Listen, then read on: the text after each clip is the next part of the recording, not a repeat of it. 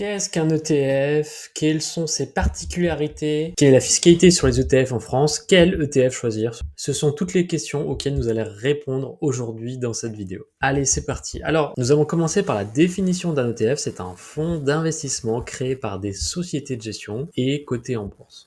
Donc ça va répliquer un indice de référence, par exemple le Nasdaq, le CAC 40, le DAX, et du coup ça va vous permettre de répliquer l'indice de référence sans avoir acheté toutes les valeurs de l'indice. Par exemple, si vous deviez acheter le CAC 40, vous devriez acheter 40 valeurs et répliquer l'indice exact, enfin le poids dans l'indice exact de chacune des valeurs. Donc c'est compliqué, surtout que le poids de chacune des valeurs dans l'indice change chaque jour, même plusieurs fois par jour, et ça c'est impossible à répliquer pour un particulier. Ce qui est intéressant, c'est qu'il est négociable en temps réel. Le ETF, vous pouvez l'acheter et le revendre n'importe quand, et ça s'appelle aussi dans le jargon un tracker. Maintenant, les points intéressants, c'est qu'il y a une transparence totale. Alors les règles, le suivi et la validation des ETF sont réalisés par l'AMF, l'autorité des marchés financiers en France. Et de surcroît, il y a des frais réduits pour l'acquisition de cet actif financier, avec généralement une liquidité élevée, et du coup ça va vous permettre de vous diversifier de manière très rapide si vous avez une stratégie d'ETF diversifiée. Commençons par le fonctionnement typique de ces ETF. Qu'est-ce qu'il y a à l'intérieur? Donc, il existe 3 types de réplication que les gérants de fonds font pour créer leur ETF et pour les faire suivre à travers le temps pour répliquer l'indice de référence. Tout d'abord, il y a ce qu'on appelle la réplication physique. Donc, ils vont acheter tous les titres, essayer de garder le même répartition, le même poids pour chacun des actions à l'intérieur de l'indice. C'est ce qui est fait parfois pour des gros indices avec peu de valeur du type l'Eurostock, le S&P, le CAC 40. Il existe également la réplication physique optimisée. Donc là, ils vont prendre un échantillon représentatif qui est censé reproduire de manière exacte ou très proche du coup l'indice de référence. Par exemple, sur le MSCI World, c'est 1500 valeurs. Donc en fait, personne, et même un fonds, ne va pas acheter 1500 valeurs. Alors néanmoins, sur la réplication physique optimisée, il y a un risque de tracking error, c'est-à-dire qu'il y a un risque de différence entre la valeur de l'ETF et la performance réelle. Et enfin, il existe du coup des ETF synthétiques. Donc là, ils vont émettre des contrats d'échange. Et en fait, ça va permettre du coup de recréer un indice sans devoir acheter la valeur. Par exemple, pour de l'or, pour d'autres matières premières, ou éventuellement pour les marchés émergents. Maintenant, souvent, l'alternative historique entre les ETF, c'était les fonds classiques. Donc, c'était un fonds classique, c'est quoi? C'est un gérant qui va décider pour vous quelle valeur il va acheter et quelle valeur il va mettre dans son fonds. Si on regarde un petit peu la différence entre les deux, donc en général, les ETF coûtent moins cher, il y a beaucoup moins de frais de gestion. C'est d'ailleurs aussi ce qui en fait sa réussite. En général, c'est moins de 0,5% de frais de gestion, tandis qu'un fonds actif, c'est 1 à 2, voire 3% par an, donc c'est énorme. L'indice, il évolue en temps réel sur l'ETF, et surtout, l'ETF, il va suivre l'indice. Tandis que le fonds actif, son objectif c'est de battre l'indice, évidemment, sinon il n'a aucune raison d'être, mais en général, et pour plus de 80% des fois, il n'y arrive pas. Du coup, il sous-performe l'indice. De surcroît, l'investissement minimum est beaucoup plus faible sur un ETF, tandis que sur un fonds actif, parfois ça peut être plusieurs milliers d'euros. Maintenant, il faut savoir que sur plusieurs années, le fait d'avoir des frais de gestion importants sur un fonds actif, ça peut être énorme, ça peut même représenter jusqu'à 10 à 20% de la performance du fonds, donc c'est vraiment un point à suivre. Maintenant, il est vrai qu'il existe certains petits marchés un peu plus techniques sur lesquels les fonds actifs vont garder leur intérêt et sur lesquels ça peut toujours être intéressant de se positionner. Il est aussi possible de faire une complémentarité dans son portefeuille et d'aller sur ces deux types d'actifs. Alors, de quoi sont composés les ETF? Parce qu'on a vu qu'il y avait les ETF par action qui sont les plus populaires, qui représentent 65% des encours mondiaux. Mais il existe également des ETF pour les obligations. Quand par exemple l'État français va émettre de la dette, l'État américain, l'État allemand, c'est possible. Ou même les entreprises, obligations entreprises également, et ça représente 20% des ETF mondiaux. Il existe également donc des ETF sur les matières premières, on a vu par exemple sur l'or, le cours du pétrole notamment. Il peut aussi y avoir des ETF sur les biens immobiliers, alors les biens immobiliers cotés. Et enfin, il peut y avoir des ETF par exemple sur les devises.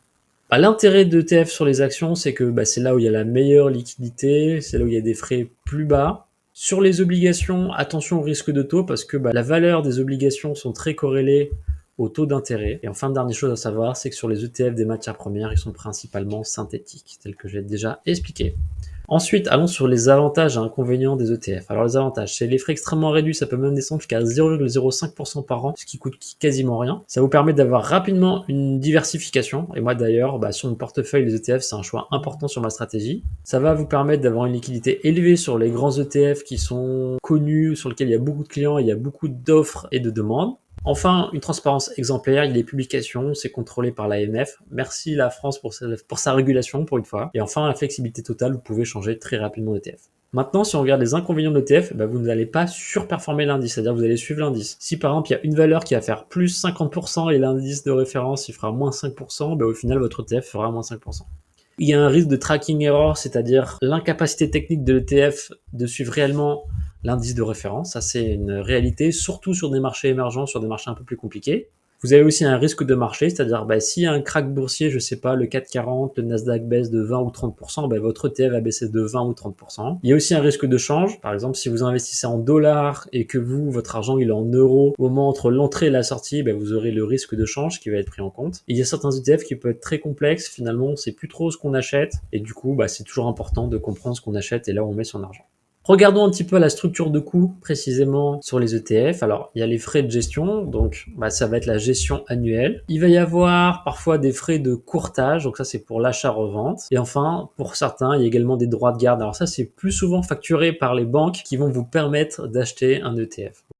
Pensez du coup à comparer les courtiers avec lesquels vous travaillez parce que le montant des commissions, les frais sont très différents. Évitez les ETF à faible volume, ils sont un peu plus risqués. Faites pas trop de rotation non plus. En général, plus on fait de rotation, plus on fait n'importe quoi. Et privilégiez les ordres limites.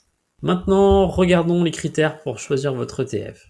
Le premier, je dirais, pour évaluer la qualité d'un ETF, ça va être l'encours, c'est-à-dire le volume de business généré par ce ETF, le volume d'argent qui lui est confié. Essayez de viser, du coup, des ETF qui ont un encours minimum à 100 millions d'euros. Regardez également le tracking error, notamment si vous êtes sur des marchés émergents, c'est-à-dire la différence entre la performance de l'ETF et de l'indice réel. Il est aussi préférable d'aller sur des ETF un peu plus âgés, qui sont gérés par des fonds connus et sur lesquels il y a de la liquidité. Aussi, regardez la domiciliation parce que ça aura un impact sur votre fiscalité. À noter qu'il existe deux types d'ETF, l'ETF capitalisant et le ETF qui vise la distribution. Alors, c'est deux différences de philosophie. Il y en a un, l'objectif, l'ETF, il va acheter des actions pour vous, ces actions elles vont générer des dividendes. Le premier, il va garder ses dividendes, il va augmenter la valeur de votre part, il va réinvestir les dividendes, tandis que l'autre, son objectif, ça va être de vous redistribuer les dividendes. Donc, il y a une différence dans la philosophie. Moi, mon préféré, c'est le capitalisant, donc sur la capitalisation. Il y a plusieurs raisons à ça. Donc déjà, les dividendes sont automatiquement réinvestis, vous n'avez pas à réfléchir sur la réallocation de cet argent. Vous avez l'effet composé maximum, c'est-à-dire que vos dividendes vont créer ensuite des dividendes au fil du temps. Il n'y a pas de frais de transaction sur les réinvestissements et surtout la fiscalité est différée à la revente. Alors ça dépend de l'enveloppe fiscale avec laquelle vous allez investir, mais l'enjeu de la fiscalité est un réel sujet. L'ETF distribuant, ce sont pour les personnes qui veulent des revenus réguliers, qui sont prêts à avoir un impact fiscal immédiat. Il faut savoir que du coup, il y aura une baisse mécanique du cours à chaque détachement du dividende. Maintenant, quelle stratégie adopter? Alors, il existe 4 stratégies principales en gestion d'un portefeuille ETF. Il y a ce qu'on appelle le buy and hold, c'est-à-dire on essaie d'acheter un ETF et on va le garder très longtemps parce qu'on se dit que le CAC 40, par exemple, à 10, à 20 ou 30 ans, il va être sur une croissance annuelle de 5%, si c'est son hypothèse. Il peut y avoir également le DCA qui est une méthodologie d'investissement qui est particulièrement recommandée. En gros, ça permet de lisser le prix d'entrée. Ça va être par exemple d'investir 100 € tous les mois automatiquement. Et ça va réduire le risque de timer le marché. Parce que le problème surtout des investisseurs débutants, mais même confirmés, c'est de vouloir timer le marché, d'espérer une baisse pour pouvoir acheter moins cher. Sauf que statistiquement et en moyenne, les marchés du type 440, S&P 500, ils sont quand même en hausse mensuelle moyenne historiquement, si on prend les dernières années. Et c'est extrêmement compliqué d'arriver à timer le marché. Bien souvent, on veut attendre un crack de moins 20%, mais en fait, entre-temps, pourquoi pas le marché peut augmenter de 10 ou 15, voire même de 25%, et du coup, on n'arrivera jamais à retrouver les niveaux bas qu'on a ratés. Il existe également ce qu'on appelle le corps satellite, c'est-à-dire que vous allez faire un noyau de votre investissement en ETF, et en complément, vous allez investir dans certaines valeurs que vous pensez gagnantes. Par exemple, si vous adorez le Nasdaq, en Amérique du Nord, aux États-Unis particulièrement, mais vous croyez particulièrement en Tesla, sur lequel vous pensez vraiment que Tesla va être la valeur montante sur les prochaines années, c'est possible de mettre 80% de votre portefeuille sur le Nasdaq et de renforcer votre aversion à Tesla, renforcer votre position sur Tesla, en achetant des actions Tesla directement, en complément. Enfin, il existe également la stratégie de trading, qui est une stratégie très risquée, qui consiste à faire des allers-retours, acheter, revendre, en espérant revendre plus cher, évidemment. Faisons un petit tour maintenant sur la fiscalité des ETF. La fiscalité de l'ETF, elle va dépendre de l'enveloppe fiscale avec laquelle vous allez détenir l'ETF. Principalement, il existe 3 enveloppes fiscales qui sont le compte titre, le PEA, l'assurance vie. Chacune a des avantages et des inconvénients. Ce qui peut être bien, c'est justement d'ouvrir chacune de ces enveloppes fiscales et de miser sur les avantages de chacune. Par exemple, le compte titre, c'est intéressant si vous décidez d'acheter donc des ETF qui sont basés à l'étranger et sur lesquels vous allez compter faire des allers-retours réguliers et votre durée de détention sera inférieure à 8 ans. Par contre, acheter des ETF via un PEA, c'est intéressant si vous voulez acheter des ETF qui sont émis depuis une société française ou européenne et donc éligibles au PEA et sur lequel vous aurez une fiscalité moins importante après 5 années de détention. Et enfin, il existe l'assurance vie qui est intéressant si vous allez détenir l'assurance vie plus de 8 ans. Et ce qui est intéressant avec l'assurance vie, c'est que vous pouvez faire un arbitrage entre les ETF sans être touché par la fiscalité. Je m'explique. Si vous faites une plus-value sur un compte titre, sur un ETF que vous avez en année 1 de 10 000 euros et que vous souhaitez passer sur un ETF 2 en année 2, malheureusement, vous allez être fiscalisé à hauteur de 30% sur ces 10 000 euros à payer dès l'année 2. Si vous êtes sur un système d'assurance vie, vous n'êtes pas fiscalisé tant que vous ne sortez pas l'argent de l'assurance vie. Et du coup, ça va vous permettre de faire des arbitrages. Donc ça, c'est quelque chose qui peut être intéressant, surtout si vous avez des situations de grosse plus-value. Maintenant, on va regarder quels sont les risques inhérents aux ETF. Alors déjà, il y a un risque de marché, donc l'indice peut baisser, il peut y avoir des cracks, il peut y avoir des baisses. Il y a de nombreux indices qui sont en baisse sur plusieurs années, donc c'est un risque qui n'est pas négligeable. Et c'est pas parce qu'un indice a augmenté, a été en croissance sur plusieurs années précédentes qu'il le sera sur les années à venir. Donc attention.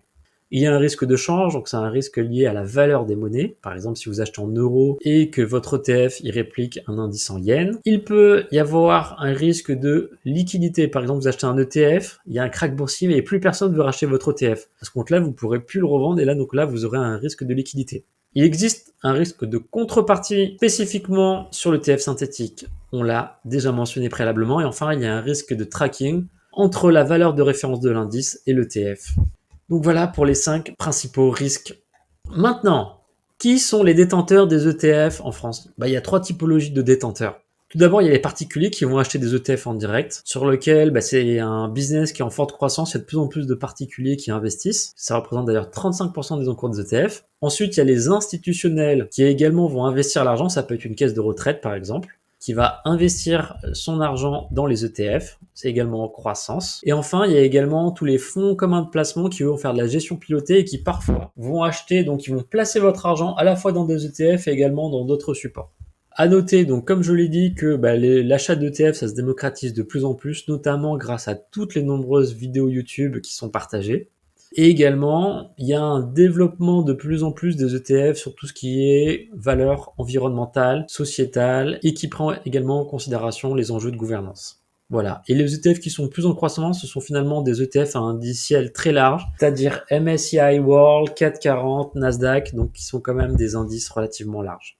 Enfin, pour débuter, alors mon conseil, c'est déjà de choisir des ETF simples, larges, que vous comprenez. Essayez de suivre les coûts, le montant des frais. Essayez également de diversifier globalement les positions de votre portefeuille. N'achetez pas 10 ETF, par exemple, sur les États-Unis qui vont couvrir les mêmes valeurs. Attention, ça peut être un risque. Et enfin, essayez d'adopter une vision long terme. Ne soyez pas trop dans un trading court terme. En général, c'est plus dangereux. Et sur le long terme, on peut tout de même arriver à avoir des gains qui sont intéressants. Évitez de suivre les effets de mode. N'allez pas sur les ETF trop complexes. Attention à timer le marché, comme j'ai déjà dit. Souvent, ça se retourne contre nous. Attention aux frais et attention au manque de diversification. Et moi, je vais mettre sous la vidéo quelques liens complémentaires qui peuvent être intéressants pour vous. Pour me remercier sur cette petite présentation qui a été, j'espère, intéressante, n'hésitez pas à vous abonner à ma chaîne et puis partagez sous la vidéo vos commentaires, vos questions. J'y répondrai avec joie. Merci.